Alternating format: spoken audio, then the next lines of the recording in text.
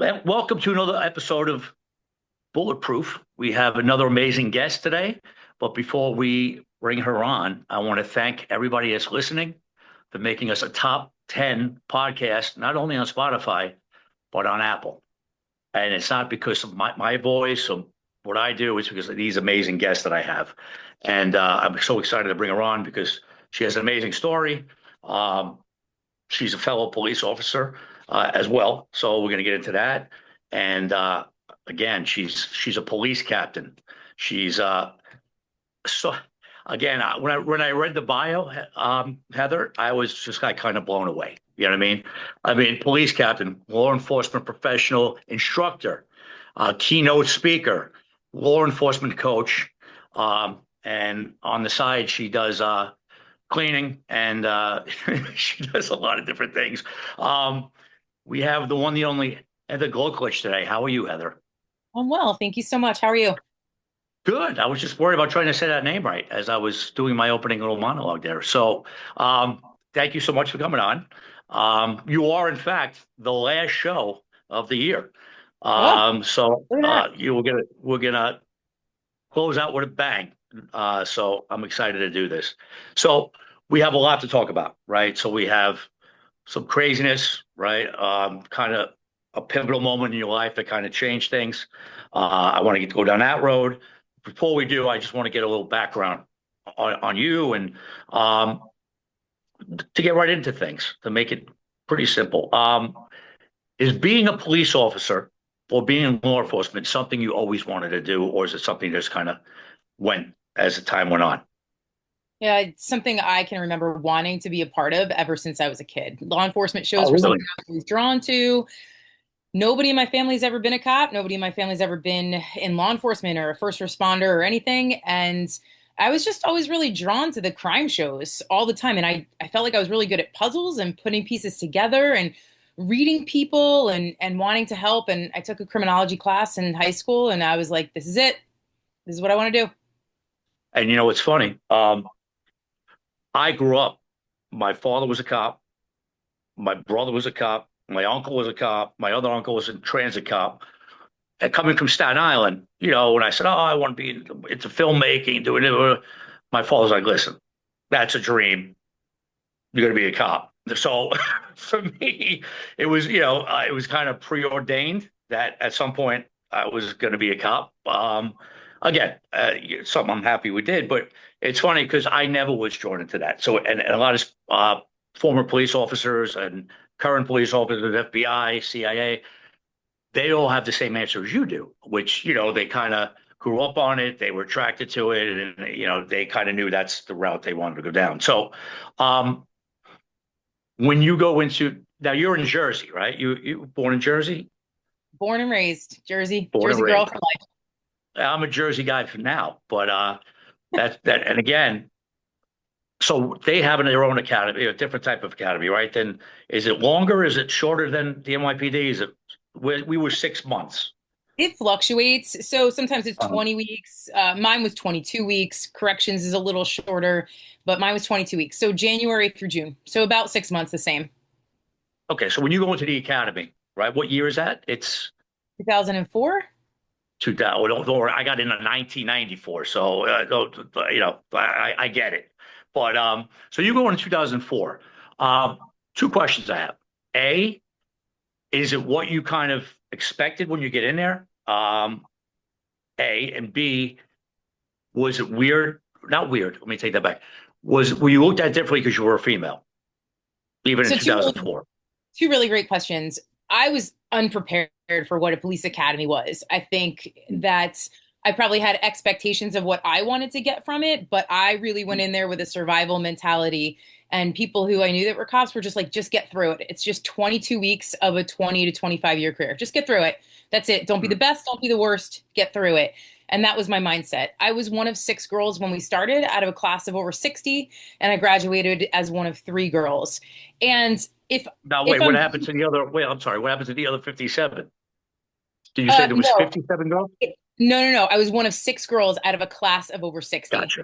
And Yeah. three didn't make it, is what Three happened? didn't make it. I think Gotcha. one was firearms, another one was vehicle, and then I don't remember the other one actually, but Okay. I just remember there were six of us to start, and then three of us graduated. And I'm actually the only one who's still a cop. The one girl Oh, that's just fun. retired, and the other one retired a long time ago. She's like, I don't think I want to be a law enforcement officer. I'm going to be a farmer. So there was that spin, and she's so happy. But Yeah, that's great for her. I, And I don't. I think that I put a lot of the pressure of being a female on myself. I don't know if the guys that I went through the academy with did that as far as my gender is concerned. I always when I teach women about what it's like to be a cop and the things to let go of, I try to tell them that a lot of the misconceptions and the stigmas that we're kind of giving into are things that we're putting on ourselves. And we step into a room and try to prove ourselves all the time, regardless of whether or not we have to, because we feel we need to. So I don't know. I think the only time I really felt a significant difference between me and the men was when we watched the video of um, Michelle Jeter. Her name was Jeter at the time. It's Michelle Meyer now, but it's that video from like 1997 where she's a trooper and she goes to stop a male with his daughter in a minivan, and he pummels her on camera and like breaks her face basically immediately, and she's in a coma and all these things. And that was the only video in the academy that was about an officer being injured and officer safety issues. So I think in that moment, I felt like everybody was looking at me, wondering if I could handle myself. But again, I got the chance to meet her not too long ago, and it was just like I told her, over my 20 something year career, like you've saved my life more than you've known because of that feeling, the hair on the back of my neck. I just always remembered Michelle and keeping distance and not just assuming that certain people wouldn't hurt me and not assuming that certain people would. So I think right. that's the only time in the academy I felt a difference. Well, it's funny you said that because, again, we had a job and it was an EDP. For anybody that hasn't heard our podcast, an EDP is an emotionally disturbed person. So we had gone there, and my partner was a big guy. At that time, I was a lot bigger, and he was about 5'3", right? So we went in there like, and he was on PCP, and excuse my language, he fucked us up. He fucked us up. So, um, and then emergency service came and they tased him, and he looked down and he went and he took the taser out and he was wrestling with all four of us. The reason why I'm even saying this is yes, no matter what, female, male, what have you, never have your guard down, prejudging who you are going to potentially, car stop, make an arrest, or whatever it is. But that's why I wanted to say that because you're absolutely right because you can't make that mistake because you never know, right? So yeah, so once that happens, right? So you speak to her. I mean, I'm not speak to her. You see the video. So again, indirectly, again, it was almost like you admit. I'm very into like things are supposed to happen, and the synergy and stuff.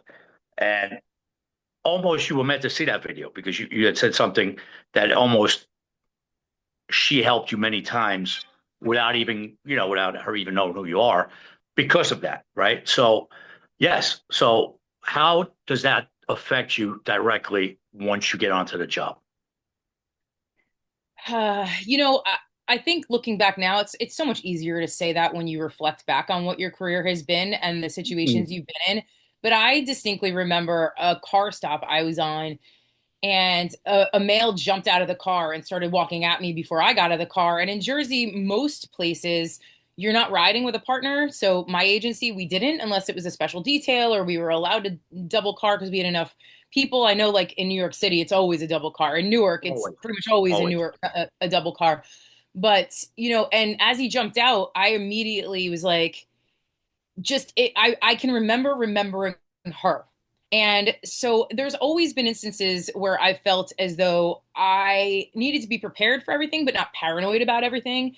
And Hmm. I think that really made me feel as if I wasn't a part of anyone. Like these aren't conversations you have about your prepared mindset. And some people make you feel like you're paranoid when you approach the job in a way where you're trying to be ready for absolutely every situation, and so your mind is going a million places at the same time as you're approaching a scene or even after. But I honestly think that's what makes me a really good cop. And it's what I encourage any cop to do. It's like, yeah, all right, well, you got this outcome, but what else? Right? Like, what else Right. can come from this? Like, think bigger, think grander. And a lot of people are like, well, you care too much, you want too much. Well, I don't see what's wrong with that. But again, so I think that video indirectly had so many different effects on me because, I sat in that classroom that day and I felt different. And I was like, you know what? I know that I need to do more to be better.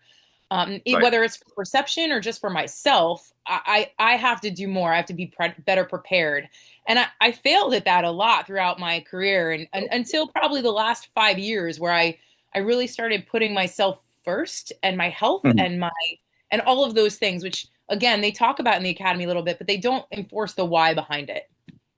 Right. And it's funny because we get to go back. Once you see, same thing with us too. Where was the first place you went to once you got to the academy? Where were you like what command did you go? What was your first precinct? We don't have precincts. I mean, Newark does, some other agencies do, but I got hired by the Morris County Sheriff's Office, so I went right into Okay. courts. And then I didn't Okay. stay very long, and I transferred to a municipal police department. So, Okay. you So know, so when you got there, right? Uh, when we used to get out of the academy, what they would tell us is forget everything forget everything you learned. This is how it's done, right? So when you finally got on the street, right, after you transferred the courts, um, what was the biggest misconception or surprise when you were actually now in the street? I mean, it's evolved from who I was and what I believed back when I Mm-hmm. started to who I am now and what I see to be the truth based on Mm-hmm. conversations and understanding. I think back then again, it was that mindset of I have to prove myself all the time. Right. And I had a really close friend who was technically my subordinate, but I transferred out of Morris Township back in 2023 and I had a great squad, man. What a good group of guys. And I was getting ready to transfer and we were going to a call that was like a use of force. And I'm like, all right, let's go. I'm in, because I'll be hands on even as a lieutenant. I'll get in it. And honestly, I'd rather take that on myself sometimes and have my guys go through that. But so he's like, hey, LT, you don't have to. I was like, oh, do you not think that I can? He's like, no, no, no. We know you can. You just don't have to. We've got you. And what a mindset change just from that small statement and Mm-hmm. really start. Now, listen, there are guys that believe that I cannot do this job because I'm a female, and there always will be, or it's the narrative that people want to play off of. And I think that the biggest change I've noticed, especially with being able to have opportunities like this and be on a podcast or to travel the country and speak to other law enforcement officers and to sit in a room with great leaders, is that we are taught to believe that our world is so singular and so small when it's not. So I wish when I was a rookie, someone had told me that this only matters right now. And the world is so much bigger. And don't change who you are to fit this job. Fit the way you do the job to who you are. And I don't think back then in 2004, 2005 we did that. It was cookie cutter, show up, wear this, do this, look like this, act like this. And so I always felt I had to come off with a machismo. I was always worried about my femininity coming through, even though I knew that was a strength of mine, depending on who I was working with or who I was interviewing or dealing with. And I think really that's the biggest change and the one misconception that I fed myself that no one negated either. Right. Well. But you know what? It almost sounds, and correct me if I'm wrong, and maybe I'm totally off base. It almost sounds indirectly that you almost put it on yourself to almost try to prove yourself on a regular basis because you were a female. More so, right? More so than maybe the guys, even like, again, listen, it's cops, right? So no matter what, female cops, I have female partners, whatever, you break each other's balls, right? It is what it is. Yeah. It's, that's the camaraderie that's, if you said, Steve, I only did 7 years, so I got injured or what have you. But if the only thing I ever missed was the guys, right? The camaraderie, the Yeah. breaking ball, this and stuff. So would you say it's fair that you almost put this on yourself or no? So I think that's not a question that I can unequivocally say yes or no to. Hmm. I was around men that did not believe that I should be there. I was seen as only getting things because I was a girl, and they completely didn't see all the work I put in, the reports I Right. wrote, the investigations I did, the the pavement I beat in order to do the Right. things. And Right. so, yeah, I mean, listen, I'm not a small girl. I'm 5'9". I'm strong. I'm not like I I'm taller than a significant amount of cops now. Sure. And so Yeah. I Right. don't Right. I don't I know. said right. You probably are. Definitely. Yeah, I mean, I know for a fact the guy that did my background recommended I not get hired. And here I am. But I think there's a different stigma with women, and I knew that, and I had to be cognizant of it. And I think I just wish I had a mentor, and that's what I try to do. I wish I had a female mentor to be like, it's okay to feel that way, but don't let it lead you in how you interact with everybody else. Don't make assumptions about how people are. And I got a chance to prove myself really early on. We went to a call, and a girl was pushing past my guys, and she wasn't letting them in the house. And I basically said to her, "You push one more of my guys and you're under arrest." And so she pushed one of my guys, and I took her right to the ground. And I think from that point on, the guys are like, "Oh shit, okay. Heather's got our back there." Didn't mean they Let's necessarily fucking liked go. me, Let's but fucking go. Let's let's go. fucking go. But But yeah. again, you said something else. I'm gonna say something else. One other thing, because I just look at my mind starts, my ADHD kicks in. You said you almost wish you had a female mentor, right? Yeah. But in a way, going back to the academy, you almost did. In a way, Yeah. So watching an that informal video, one. and Yeah. right, not like she told you how to whatever to do, but I'm just saying that kind of put an impression on you, right, to do things a little differently before you even got out, right? Yeah. I Could mean, that make sense? it does, and I see what you're saying. So I don't think of her as a mentor. I think of her as a role model, and I think those Oh, are two okay. separate things because I didn't They necessarily are. have contact with her. I didn't know who she was. I didn't even know she was still alive. I didn't know you could do those things. I mean, when I Right. in 2004, we didn't even really all have cell phones. You still hit a box if the dispatcher No, wanted to right. talk to you. So Facebook was just starting. Social media was getting bigger, but Mhm. for me, I just and I didn't want a female mentor back then. So let me be really clear. I fought like hell to be a part of the guys. But it would have been nice to have somebody who had already marched the road before me and been like, you don't have Right. to be, you know? Right. So that's what I try to do for men also. I've had some great male mentors, but not one of them could be like, hey, this is what it's going to be like after you have a baby and you want to come back and fit in uniform, and your boobs are leaking, and you got to stay on a call, and your hormones are raging and you're feeling depressed, but you can't talk about it because you're going to get your gun taken away, right? So, that would have been really nice. No, absolutely, absolutely. And it's funny thing is, and I got on 94. There was no cell phones. There was, you had to call the command. Computers. You had to either go to the hospital and call, or you'd have to find a phone, Yeah. and call. If they said hey, 10-2 to command, which means they need somebody wants to talk to you. It was crazy, but again, that was a better time as far as policing. That was just my opinion because there was no such thing. You have to worry about everywhere you were going. So I think you could be a better police officer back then. Not that we were doing anything wrong. We were just doing things differently because we didn't have to worry, right, about who's Yeah. videoing you. What you do. So anyhow, um, where do you meet your husband? In the Your police husband who's a academy. police officer in the My police academy. ex-husband. So My ex-husband. My your husband now is ex-husband. great. He's not a cop. So Well, I just no, right. Well, I was going to clarify that as we went along, but yeah. um, you broke the first cardinal sin, right? Is I mean, yeah. never date where you never shit where you sleep. That was the Well, first. him and I didn't work together at the same agency. So it's not like All right. NYPD where all the same cops go to the same academy. For us, it was a Okay. bunch of different agencies come together for those 22 weeks. So I kind of only pissed where I ate. I didn't shit where I ate, is the best way for me All to right. put it. Well, that's not a bad way to put it. So, how do you guys reconnect and rekindle?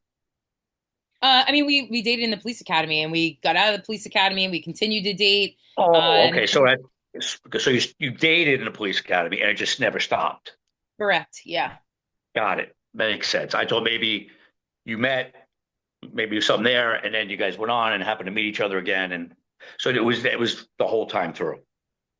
For the most part, I mean, we started about halfway through the police academy. It wasn't immediately, but yeah. So, yeah. And then, I mean, I think there was at some point we had separated for a little bit. There was an argument over the fact I wanted to leave the sheriff's office and go to another agency, which was all male and on the Mhm. road and being a quote unquote real cop, as he called it. And so that added a little bit of friction, and we broke up, and then we got back together once I was already being hired by the township. So was he, because already from saying that, was he possessive and jealous type? Because that to me already sounds like, well, why are you going there for? It's it's all guys. What are you doing? So was there any type of set? And again, everybody listening is not familiar. I'm getting to a point here. That's why we're going through this road. But was there any early signs, anything early with him, uh, thinking back, that kind of led to what Oh, happened? 100%. I mean, hindsight's 2020, right? So, Right, this absolutely. was my first real significant relationship, like a grown-up relationship. Like, here I am with my career, here's someone I'm starting to date and being, you know, in this mindset of potentially this is my future. And so the way he was charismatic about the way he was possessive was not something that was a red flag to see. So it would be like, again, just into the cell phone era. So it's not like text, right? Right, Or right, location sharing or any of those things. It was, phone call missed, I didn't call back. All of a sudden he'd be at headquarters with flowers being like, oh, I missed you. Or I'd be like, hey, there's a PBA meeting tonight, right? We didn't have shared calendars back then. And right, he would be like, oh, I made dinner reservations. And if I cancel them, they're going to charge. So there were these like little ways of kind of pulling me apart. And, his reason for me not going to Morris Township was, you'll be on shift work, I'll be on shift work, we'll see each other less. If this is something where we're going to have kids, you working in a sheriff's office Monday through Friday with holidays off will be better.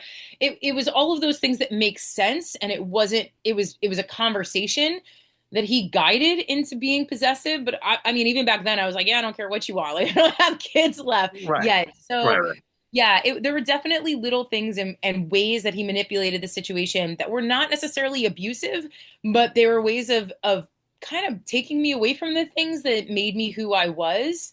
And so, yeah, I mean, looking back now, when you put them all together, well, here's a pretty red bow. This was domestic violence. But, individually, when the things happened, I was just like, oh, well, he loves me. He missed me. He was worried about me. Like, the job is dangerous. He wants to spend time with me. We don't have a whole lot of time because of shift work. That's where my head was. Gotcha, gotcha. So you guys obviously you were in the academy in 2004. You guys met. So um, do you guys get married? You got, of course. I mean, it sounds like you get married pretty quickly because then you have two children, right? So we started dating probably March of 2004. We got married in March of 2006, pregnant pretty quick. And then I had my oldest in January of '07. I got pregnant again, and I had my son in February of '08. Okay. So wow. Okay. So that's everything's kind of pretty quick. Everything's quickly. Yeah, Irish You know, Catholic, boom, boom, boom.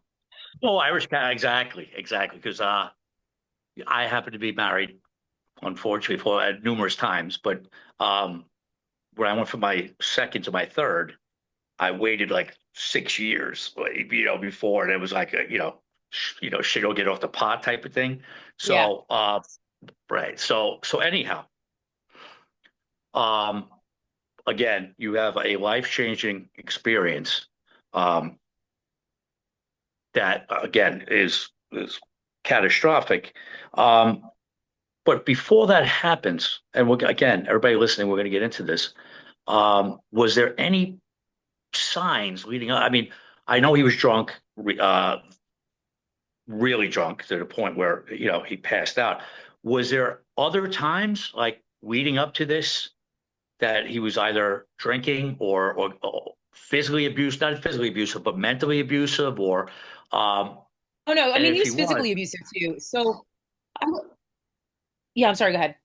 no, I'm saying that if he was, did you ignore the signs? Did you just throw, kind of brush them off, or leading up to the event, that date, was there anything prior, or was this the first time? Yeah, I mean, the first time that there was any physical assault was on our honeymoon. And Really? what a beautiful example of gaslighting, because we were in the Dominican Republic. both 100% drunk because it was all you can eat and all you can drink, and I'm gonna get my money's worth, right? So And we're at a bar. typical cop right there. That's a typical cop mentality No, out it's there. Whoever's listening, cop, yeah, cop's yeah. cop right there. Go ahead. I'm sorry. Go ahead. Gotta get my money's worth. So, we're at a beautiful island and we meet this couple at the bar. They're from New York, crazy enough. And we're talking and he goes to the bathroom, the wife goes to the bathroom, he walks back and I was like laughing at something the guy said. And all of a sudden his face changed. He's like, I want to go back to the room. I was like, okay, honeymoon, let's go back to the room. Yay. And as we're walking back, he's like not talking. And so I am 100% being antagonistic. I'm like, what's your problem? Blah, blah, blah. And at that point, he pushes me up against the wall and he puts his hands around my neck and he starts to strangle me. And he's like, I could kill you down here and no one would find you. And no one would know. And I was like, oh my God. He lets go. We go back to the room. He passes out drunk. I eventually pass out drunk. Now, again, I didn't have international calling. Like, who was I going to call? Like, this is my Right, right. honeymoon. What am I going to do? And I woke up the next And morning and he's a he cop, and he's also a cop. So even if he could have called also a someone at the cop. time, he's going to either lose his job or get his guns taken, what have you. Yeah. So yeah, yeah. So Yeah, I mean, I I love get that it. you brought that up because that was very much a key significant factor in me not telling people throughout my entire abusive marriage. But, I woke up and he acted like nothing was wrong. And I was like, in my head, I'm like, did I just dream that? Because again, strangulation, you're not going to see marks maybe. If there's any petechia, it's gone pretty quickly. So I had slept, I was bloodshot eyes because, I was drunk anyway. So there were no signs that what had just happened had actually happened. And I was like, oh my goodness, like if I bring this up, I'm ruining our honeymoon if it didn't happen. And if I bring it up and I enrage him again, what if he does something? So I think at that moment, I made the conscious decision to be like, this didn't really happen. No one can act like nothing happened. If it did happen, like that's not something I could do. So there was that, and then we got pregnant pretty quickly, and it was more of financial, emotional, mental abuse than it was physical. There was one other time when he was physical, and then he attempted suicide, and so I had to talk him down from, trying to blow his brains out in our room with our daughter sleeping, and that's when he promised I'll stop drinking. I'll go to counseling and listen, very devout Irish Catholic family who did not talk about their problems, whose his mom had died when he was younger. His dad and him didn't have a great relationship. His father was a chief of police, or he alleged that they didn't have a great relationship. And so I said in sickness and in health. And I didn't know much about alcoholism. I just knew that he was making a conscious effort to do better. And so I gave him that chance. And that chance led me down the road to October 16th, 2008, which you started to refer to in the beginning of this. Yes, yes. So October 16th comes, right? And this is basically the fork in the road that basically changes everything. So bring us down that road. So let's go through October 16th. What leads to this? What kind of leads to this whole thing? How does this unravel? If you don't mind telling everybody, if if you want to be as candid as you can, or I get it. So Yeah, you no, no, let me no. know. I mean, I tell the story all the time. So it was October 16th, 2008. I was already asleep and the kids were asleep. And he came home and he opened up the door to our bedroom. And as he slammed it open, I was asleep. I woke up. He goes, "That's it. I'm done." And at that point, I thought he was talking about like our marriage because it just had not been great communicative wise. I mean, he was an alcoholic. I questioned everything I thought about myself and whether I was a good cop because he was so good at manipulating me into thinking I was making things up about him being drunk. He would, I didn't have any proof that he was purchasing it. He opened up credit cards I didn't know about. He was hiding bottles in the insulation of our detached garage. Like it was just, he was so good at hiding that he was an alcoholic. And so here I am questioning if I'm not getting it right with him. Am I getting it right at work? And I was just like, it was just constant fighting. And anyone who's ever been in a relationship with an alcoholic, you never know who you're going to get. So it's almost like you're always walking around on eggshells. So I just couldn't live that way anymore. And I was like, well, if this is my out of this marriage, then I'm going to take it. Well, I was like, all right, well, I'm done too. And that was the wrong answer. And, he dragged me by my hair into the living room. And for 4 hours, he literally just beat the shit out of me. He whipped me with a belt on my legs. told me that since it was October, if he let me live, that at least I could hide the marks. He strangled me twice. Once I lost consciousness, I urinated myself. That's how long he strangled me for. He headbutted me, bit my face. He tried to get me to kill myself by putting a knife in my hand, saying that he had to make it look like a suicide because he wasn't going to lose his kids. He screamed at me the entire time and just berated me and made me feel like everything was my fault. And I don't honestly feel as though when I was in that moment looking back, I don't think I ever believed that he was going to kill me. I think it was just something I thought I had to endure until he wasn't drunk anymore. And I came to find out that the catalyst was that he had just been charged with or served papers that he was being or criminally with planting evidence on a male in West Orange where he was a cop, and then excessive use of force. And so I'm sure that's what kind of made him snap. I think he wanted to kill himself. I think he wanted to die that night, whether I was going to do it or the cops coming would have done it. And instead, I took the beating for 4 hours. And, it kind of culminated with him taking off his like flannel jacket, flannel shirt, and I could see that his gun was in his waistband. And, at that point, he's like, call out of work. I called out of work. And I was like, well, shit. Now I just gave him 5 days to bury my body, which is a really weird thought, but that's just what I thought because nobody's going to look for me for 5 days. And then he's like, call your dad and say goodbye. I'm like, I'm not doing that. Like, I knew then, and I probably couldn't have articulated it then. I know I couldn't have. But I know that if I called my dad would have either shown up or had the cops come. And I would have just rathered it be me dealing with it than anybody else. Because, as a cop, you start to think about all the things. And this is where the paranoid aspect of my brain, where everybody thinks I'm paranoid, but I tend to think it's just me being prepared. I was like, man, if bullets come flying in, like, could my kids get struck? What if they wake up? What if he takes them as hostage? Like, all of those things were in my mind. And I was like, I'm just going to take it until it's to the point where he's not this drunk anymore. And so he pulls the gun out of the waistband. I'm on the ground. He puts, he racks it around in. And as he puts a pillow over my face, he takes the barrel of the gun and he pushes it against God. my head. And he starts to pull the trigger. And there's that slow creak. And I mean, cops know it. Anybody who's handled a gun knows it. You bring it back to that wall. And I honestly thought he shot me because everything was dark. I didn't hear anything. I didn't even hear him breathing. I couldn't tell if I was breathing. I was probably holding my breath. And then what felt like forever, but I obviously was not, he just collapses next to me and he starts crying and he ends up passing out. And I laid there until everybody woke up. I was too scared to move with all the thoughts that suck, right? Like, how am I going to tell people? Are they going to believe me? Am I going to lose my job? Like all the things that I shouldn't have had to worry about. Like I should have just been Right. like, I'm going to get out of this. I'm going to save my own life. It's going to be fine. I'll have the support. But it wasn't like that back then. And it's not even like that now. I try to create that space. I have a great circle of people that do, but that's what this policing world does to you. We're constantly trying to survive this job of policing. And sometimes it means we're surviving our own lives when we shouldn't have to. And one thing led to another. He woke up. I ended up getting him to leave the house. I called the cops. He was arrested. He was charged with a significant amount of crimes, went in front of a grand jury, lied, and they turned around and they charged him with perjury and kidnapping on top of his original Good. charges. In and out of jail on bail and bail release. And he ended up taking a plea deal. He was looking at about 75 years in jail consecutively. And instead, he took a plea deal for 6 months, to which he did 2 months and 1 week, and was out. He could never be a cop again, but I ended up having a co-parent with him for the rest of That's my. that's fucking insane. First of all, Oh yeah. uh, Oh, yeah. I mean, obviously you had an active order of protection, right? I mean, he couldn't come with X amount of with you. He couldn't call you. He should have been like this, right? You had an order of protection. He can't be within X amount of feet within. He can't be down the block driving. So Did they yes give and you that? no.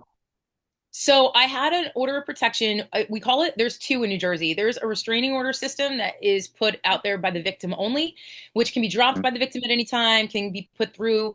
You have to go to a trial if you want it to be a final restraining order. And I knew that he was a psychopath and that he was going to want his job back and he was going to try and fight me.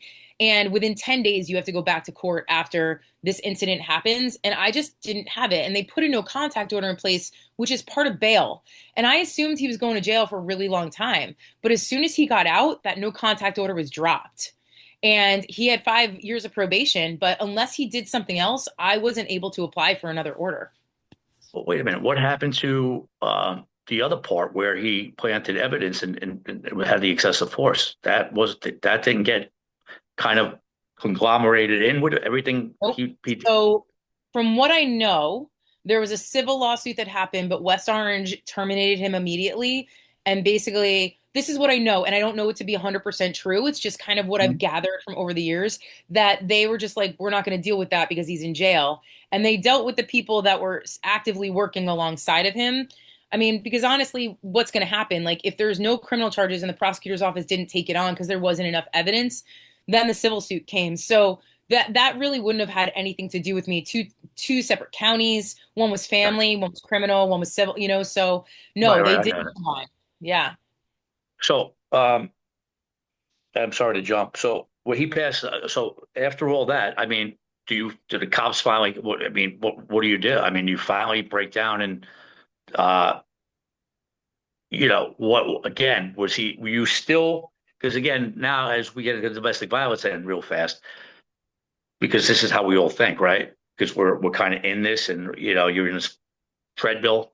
Were you at some point after all this, any part of you saying, I'm going to get back with him, or I want to?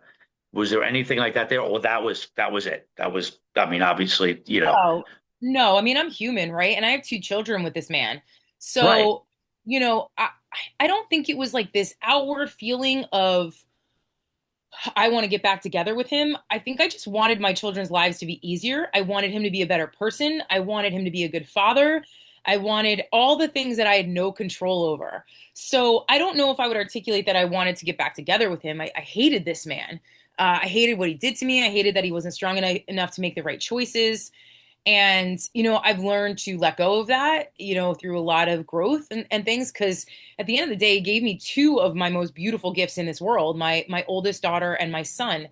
But, there were times where he was manipulative I'm like, man, maybe he is doing the work. Maybe he's doing these things, but I had already moved on. Like I wanted to have a relationship with him, but not an intimate relationship. I wanted to co-parent positively. I wanted to, show a united front for our children because they should have been the priority, but we never really had the opportunity to do that. There were a couple times we came together when my kids were in crisis for some things and we're on the same page and supported each other. And those are the times that I believed him to be sober and having good influences, but he never had power over his sobriety. He never had power against the bottle. It always took him and his demons, and he just didn't do the work. It's crazy because God forbid, and this will be the last thing we talk about during that incident, is because he was so drunk, right? And he had the gun over the pillow, right, over your head. At some certain point, I mean, thank God it didn't happen. But even if he didn't have the intention, because of his state of mind, he could have just like accidentally fell over and pulled the trigger. And you know what I mean? So God forbid. So again, I mean, it's crazy. And I come from a family that my dad was like that. And there was not there's fun drunks, right? And then there's nasty drunks. So Yeah. my father's father died in the street about alcoholism. And my father was like, because you said something prior, when he would come home, he was a womanizer and a drinker. And he got better later in life. But during it's funny because my brother and sister are like 11 and 12 years older than me. So I was like an oops baby. So they had a good dad. I had a whole separate time.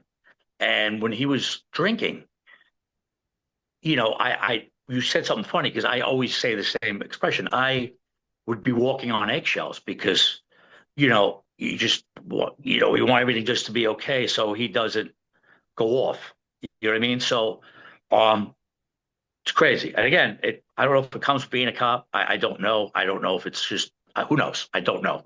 But I just made it a point in my life, I don't drink. I never did, what have you. But Um, anyhow,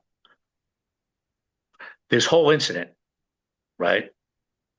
Kind of you took it right as fucking shitty and as crazy as that is, and you took it as a positive, right? And you kind of used that to create all this other stuff you're doing and become an advocate, which is truly that's amazing, right? So you could have went two ways. You could have been like, "Woe is me," I'm a victim. I'm this. But what Heather does is, take it and spin it, and now made it a positive influence for other people. And again, your story is so unique. Not unique. I don't know what the percentages of husband-wife cops actually that happens to, but you're the first one I know about. So the uniqueness of that, um, was it a big thing in the press or no? It was, and people were really cruel. And that was my first taste. And listen, when you're a victim of domestic violence and you're alive, there's confidentiality. Your name's not going to be put out there. But I mean, it's kind of easy to figure out. But there were comments like, "I wonder what she did to deserve it. What did a woman do to provoke a man to go this far?" There were allegations of infidelity on my part, which is hard because how do you negate that, right? When it's not true and you always feel like you have to defend it. And it's like, I had a 20-month-old and an 8-month-old and a full-time job as a career. Like I couldn't like go to the bathroom without a kid under my feet. And it just, it's all these things that come together and you know, going through it at that time, I, with all the press that was going on, I didn't have a whole lot of support from my department. I was so embarrassed by what happened. I felt like I let it happen, like I let it get that far. I took so much guilt I love that you said that it's something that's unique because I thought the same thing. And I put that on myself. I was like, women aren't this stupid, like that are especially cops. They know better. And as I've started to tell my story, the more and more women I meet that are on the job and men too, which I actually love even more. Like I know I hate that it's happening, but I love that men are comfortable talking to me about, hey, I'm dating this girl and she's holding my job over my head. She's saying that she's going to pretend that I hurt her or do these things. That's domestic violence, right? And it's against our men in blue as well. So it's not unique. I'm not stupid. I think for the very same reasons that I became a cop are the very same reasons I stayed in my marriage. I want to help people. I want to help them be the best versions of themselves. And while I started as a cop trying to help the community and the people like transforming into the leader that I am, I realized that my purpose is really helping cops more than it is helping people outside. And maybe that's the domino effect that comes with it. But it was a victim of domestic violence that forced me into this position of opening up about what I went through because she wasn't going to leave this person. And she was like, "You never understand. You're this strong cop." I'm like, "Girl, have a seat. Let's get a cup of coffee." And Yeah. I told her, Right, and right. she pressed charges against him. He went away. She was so strong. And I realized that, listen, we can all become victims of crimes, right? We can all become victims of something, but we Mm, make the choice to remain a victim. And right. I didn't want him to continue to have that power over me.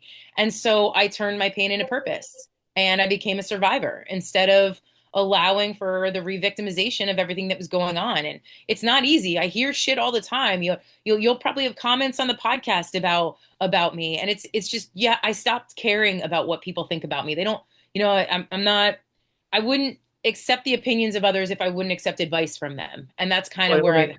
held on to. Well, I'm sorry. I don't mean to jump in. What possibly, because you said people are going to give negative comments. What about what you just said to me would drive someone to listen to this and say something negative towards you? Because I guess what you're saying is it's happened, right? So Oh yeah. what what part of that story can they turn around on you? Oh, You know, anything they want. Anything they want. And here's what I've really learned through a lot of therapy and I do EMDR and I've done a lot of self-reflection. There are a lot of things in my story that I pushed away. And so as the years go on, things things come back in your brain. And this is the same thing with post-traumatic stress with officers, first responders, you start to suppress all these things that happened and you almost don't Mhm. believe them that they actually happen anymore. You wonder whether or not your mind is expanding or whether or not you dream it was real. And so I'll have people come at me all over the place, anything anybody can pick at if they want to be that bully, they will. And so you'll see it. Somebody on here, like if we started talking about how I was promoted or all the things, somebody would turn around and want to be cruel because it makes them feel better about themselves. And I've been on a bunch of podcasts before. They pick and choose the things that they hear and what they want to hear, and they manipulate it. And you're going to have people who abuse women or abuse men on listen to this podcast that you have, and they're going to be like, yes, she deserved it, or she's fabricating it. How could someone who did everything that he did really only ever get 2 years or 2 months in 1 week? Like those are the things people will try to pick apart because of what they hear, what they want to believe is true. And it's either because they love to be able to push the envelope and to feel like they have a voice and they have to do it in a negative way, or it's because they don't want to believe the truth, right? I listened to the podcast you did with the female reporter over Jeffrey Dahmer. And the one significant Mm. aspect that the two of you spoke about that, like, really, the whole entire podcast was absolutely phenomenal. But the one thing that really struck me, because people do it now, that sometimes they're too scared to ask the questions because they're scared that I don't want to answer it or it's going to trigger me or whatever. I'm an open book. But she said that people will come up and ask the questions about what body parts he ate. And you were like, people want to either identify the monster or they don't want to know because they want to keep that in their imagination. They don't want it to be the person next door.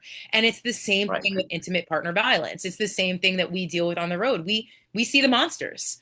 And so, and right now I think the biggest monsters are the keyboard warriors who have nothing better to do than sit here and pick people apart and Monday morning quarterback the things that they don't know the intimate Okay. details about. Well, I mean that again, social media is the greatest thing in the world, right? And it's Yeah. the worst because Oh, yeah. you give everybody the ability to have some. I mean, you could tweet the president, right? Which is fucking Yeah. insane, but you can, right? So we don't know if he's reading it or whatever, but so some you know I don't want to sound terrible, but some redneck in mid America could go to Donald Trump's X and account and say what he wants to him. It's crazy. But in the same token, someone like yourself, um, someone we can reach out.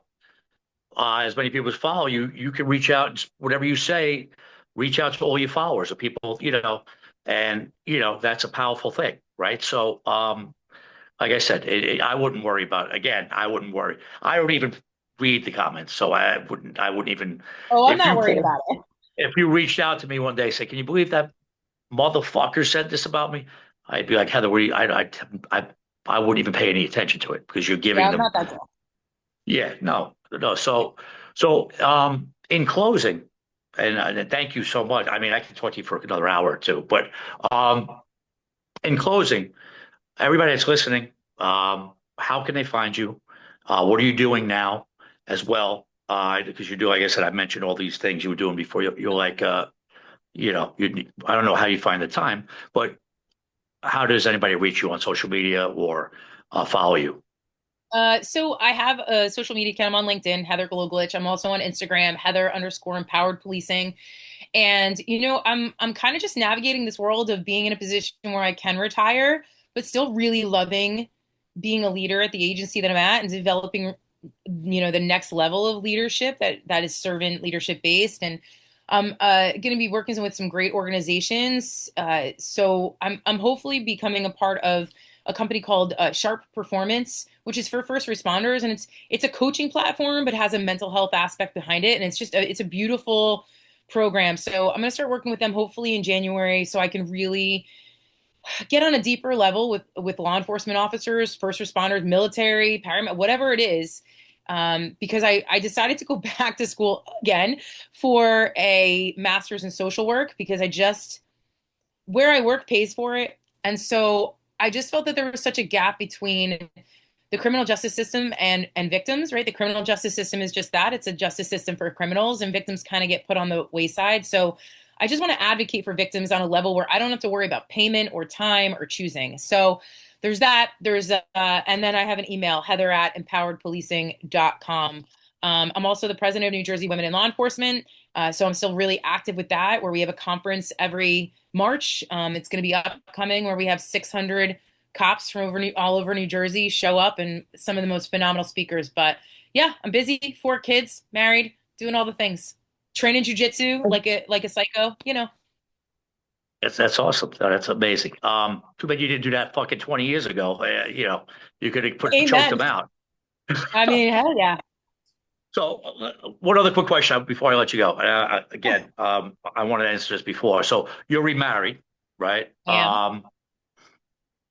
What is the relationship with your? I'm sorry. What's your husband's name? I don't want My to current refer to him husband as. is Matt. Yes, Matt. What is Matt's relationship, if at all, with him, with your ex-husband? Do they Well, my have? ex-husband killed himself 3 years ago.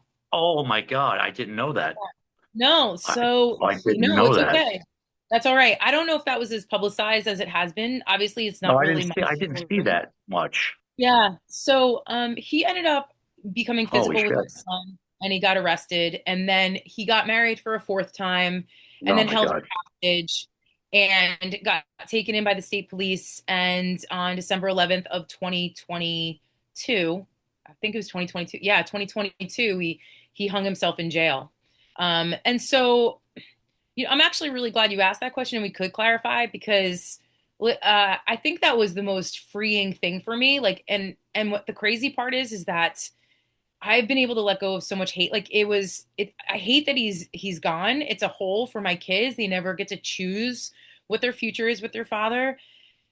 But like, I've chosen to love him now instead of hate him. I've chosen to be super thankful for everything he's given me, even the trauma that I endured. I wouldn't be the person I am. If we sit here and in whatever faith that you have, or whether or not you believe in the universe, or you believe in God, or wherever you are, if you focus on all the good things that happen to you and that's where you're thankful, then you're missing the point because it's the trials, it's the hard things that help you really, really be grateful for the good times. And so, in his death, there has been a whole lot of light. There's been forgiveness. There's been love. And, it's hard for my daughter more than anybody else. My son is a lot like me. He's a light switch, mess with me and oop, that's it, lights off. But, there wasn't much of a relationship when he was around. My current husband is so good at balancing that line.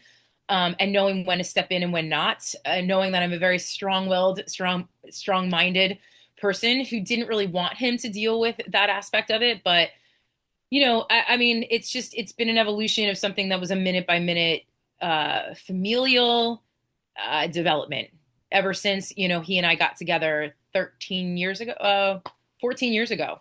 So, Amazing. Amazing. Well, again, thank you so much. This is awesome. Again, first of all, you're an amazing person. I want to say that. Thank you for your service. The fact that you're still going on is great. Everything you've done is inspirational. In fact, I have a different podcast that has people like you on there. You could have been on either one because I mean, your story's that inspirational. But it's been my honor to talk to you today. We've got maybe bring you on again. yeah, Um, anytime. talk some more. Maybe we'll talk about some current events and what your thoughts are on certain things. But before we let you go, I want to thank everybody today for joining us. We'd like to thank our sponsors, I believe. Once again, stay bulletproof. Have a happy and blessed 2026. And hopefully I get more guests like Heather. And make sure you follow her because she's doing some amazing stuff. Heather, thank you so much for coming on today. Thanks, Steve. It was my honor. I appreciate it. Happy New Year. Happy New Year.